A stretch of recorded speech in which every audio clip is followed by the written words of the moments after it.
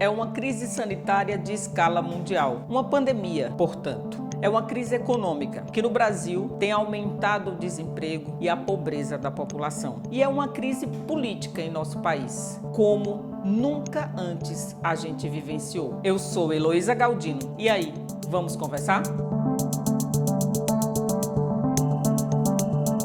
O mundo passa por uma pandemia que no Brasil tem tomado ares de tragédia para toda a população. E são muitas tragédias. As tragédias que a gente vê diariamente na imprensa e tragédias silenciosas que atuam corroendo a nossa estrutura social e mostrando que a perspectiva não só de agora, mas de pelo menos nos próximos 10 anos é extremamente difícil para a vida social e econômica do nosso país. Quando a gente pensa na ausência de gestão, a crise sanitária que chegou ao Brasil, a gente pensa logo na ausência de uma política central que orientasse estados e municípios com relação a esse momento tão delicado da nossa vida social. Nas últimas semanas, a gente tem presenciado o trabalho da CPI da Covid no Senado. Uma CPI que só foi montada por força de decisão do Supremo Tribunal Federal. Ao longo dos depoimentos de auxiliares daquele que deveria governar o Brasil, ou dos que alguns chamam de despresidente. Esses depoimentos têm evidenciado a total ausência de responsabilidade com relação à população e mais. Esses auxiliares, eles têm mentido sistematicamente numa comissão parlamentar de inquérito. Tudo isso produz uma grande interrogação na nossa cabeça. O que aconteceu com o Brasil, que elegeu um homem como Bolsonaro em 2018 e que, em nossa história, nós acabamos tendo o cruzamento dessa eleição e dessa ausência de gestão com uma pandemia de escala mundial. Isso tem não só feito o Brasil perder vidas que já chegam a mais de 450 mil, mas tem produzido outros problemas que vão trazer consequências para a nossa vida, não só agora, o que nós estamos vivendo agora, mas consequências pelos próximos anos. Nós vivemos sim no sistema presidencialista. Logo, aquele que se elege para conduzir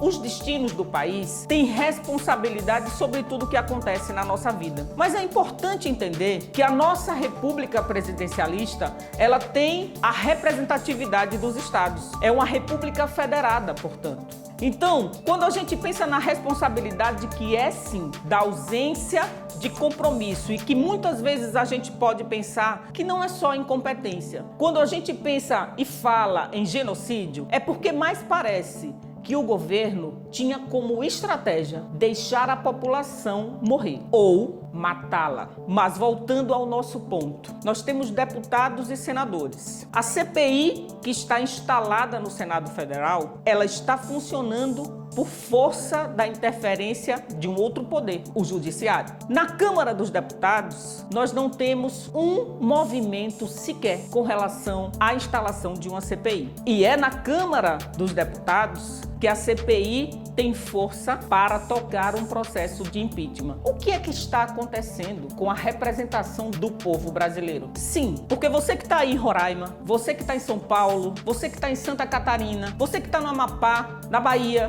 em Pernambuco, todos os estados federados possuem deputados que representam proporcionalmente, ou seja, de acordo com o tamanho do estado, a representação no Congresso Nacional e na Câmara dos Deputados. O exercício que a gente precisa fazer nesse momento é o que o meu deputado está fazendo no Congresso nessa hora. Ele continua apoiando um governo genocida, um governo que mata como estratégia? Será mesmo que aquele cara que eu escolhi para ser deputado do meu estado em 2018 está cumprindo esse papel? Ou ele está sendo cúmplice da maior matança da história sociopolítica brasileira? Porque se ele estiver sendo cúmplice, ele é um genocida também. Eu acho. Você não acha? Esse é um momento em que esse tipo de questionamento, esse tipo de interrogação e esse tipo, inclusive, de atitude e de atenção ao que está acontecendo no Brasil faz toda a diferença. O IAI-ELO, com esse vídeo, quer simplesmente mostrar que a participação política, ela precisa ser cotidiana. A interrogação e o questionamento àqueles que são eleitos e eleitas para representar o povo não pode, de maneira alguma, num momento como esse, ou nesta quadra da nossa história, carregar a pecha de cumplicidade com o genocídio, com o descaso e com a matança sistemática de brasileiros e brasileiras. E não é só pela Covid, é também de fome, é também de abandono e é também com todas as outras consequências maléficas, inclusive com o aumento da violência contra vulneráveis e a ausência de proteção do Estado àqueles que mais precisam, que fazem do Brasil, hoje, no cenário da geopolítica mundial, um dos piores países para se viver.